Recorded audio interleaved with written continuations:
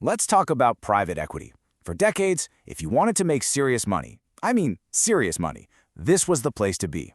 It has been one of the most successful, high-flying sectors in all of finance, period. Just consistently crushing it for investors. And yeah, it really was the golden ticket.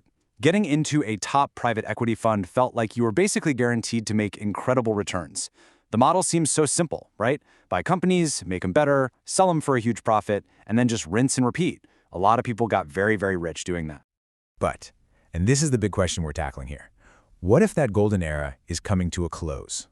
The entire economic landscape has shifted under our feet, and the very things that fueled this incredible run, they're starting to disappear. So, really, is the party finally over? Okay, let's break this down.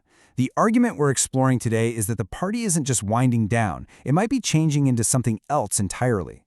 The next 10 years for private equity could look fundamentally different from the last 10, and there are some serious storm clouds on the horizon. The first, and you could argue the absolute biggest challenge, really boils down to one simple thing: interest rates. For more than a decade, the world ran on cheap money. It was the fuel for everything, and private equity's playbook took full advantage. Well, that era is over. Now, to really get why this matters so much, you have to understand the secret sauce of private equity, the leveraged buyout, or LBO.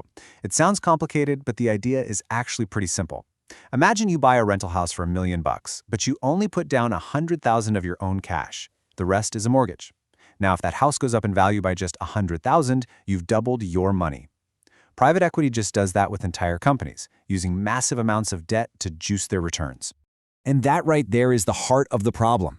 In the old reality, the debt they used for these buyouts was incredibly cheap, almost free. But in today's world, the new reality, that same debt is super expensive, and it puts a massive strain on the entire model that worked so perfectly for so long. It basically sets off a chain reaction. First, the cost to borrow money just skyrockets.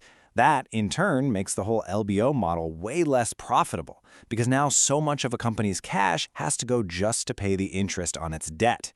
And when profits get squeezed, well, the value of the company itself starts to drop. So here's the bottom line. The very engine, the machine that powered all of those amazing private equity returns, it's suddenly way more expensive to run. It's sputtering. The fundamental math has completely changed. Now, this pressure on buying companies creates this really powerful domino effect, and that brings us to our second big headwind. See, if higher rates make it harder to buy a company, you'd better believe they make it a lot harder to sell one. Welcome to what everyone's calling the great exit logjam. Look, the whole point of private equity is to eventually sell the company you bought for a profit. That's the exit. But right now, those exits are completely stalled. Other big companies that might normally buy them are feeling cautious.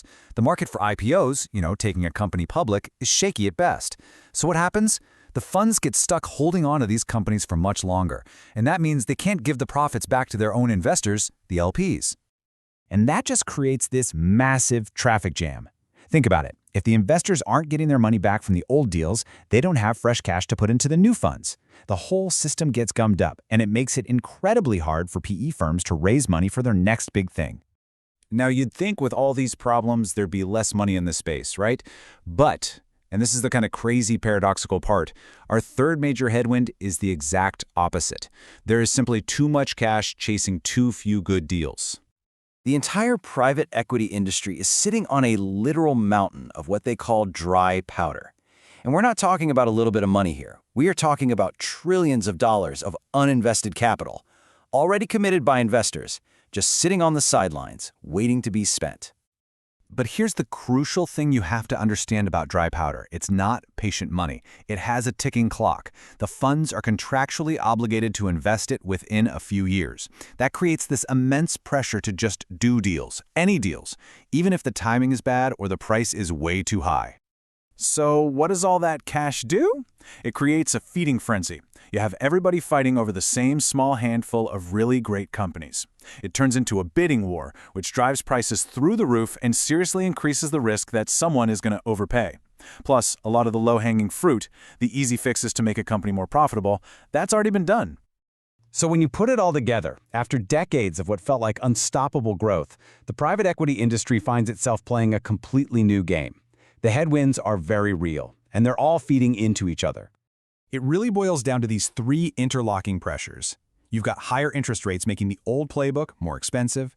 That in turn has created a slower exit environment which traps capital and creates a fundraising jam. And on top of all that, the market is just flooded with cash, which leads to insane competition and sky-high prices. And all of this leaves us with the big, critical, forward-looking question. The old formula of using cheap debt and doing quick flips is under enormous pressure.